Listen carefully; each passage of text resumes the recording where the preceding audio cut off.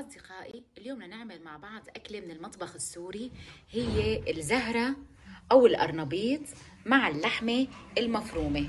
المكونات هي عبارة عن كيلين زهرة، 200 جرام لحمة ناعمة أو مفرومة، بصلة صغيرة، نص معلقة بهار حلبي، نص معلقة ملح طعام. أول مرحلة بطبخ الزهرة باللحمة المفرومة هي إنه بنحط معلقة سمنة وبنحط شوي من زيت المازولا وبنضيف البصلة المفرومة على الناعم وبنقليها بشكل جيد لبين ما يصير يعني تقريبا لونها زهري. وبس صار لونها زهر بنضيف اللحمة الناعمة.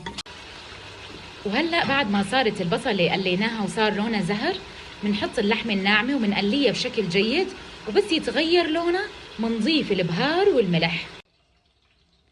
هاي اللحمة بعد ما قليناها وحطينا لها ملح وبهار، وبنفس الوقت الزهرة عم نقليها على النار مشان نحطها فوق اللحمة بعد ما تنقلى. أصدقائي، هاي شكل الزهرة بعد ما قليناها بشكل جيد. وهلأ لازم نحط الزهرة فوق اللحمة الناعمة ونحط لها نص كاسة مي.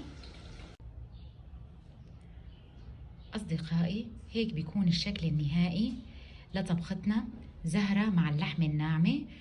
خلطناهم مع بعضهم وحطينا لهم نص كاسة مي ومنغطي الطنجرة ومنعيفها على الواطي حوالي ربع ساعة، وبنعمل جنبها كاسة رز، ممكن رز عادي أو رز بشعيرية حسب الرغبة.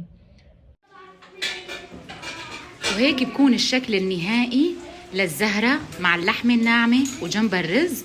ممكن ناكل جنبها لبن متسوم، فجل، مخلل حسب الرغبة. صحة وألف هنا.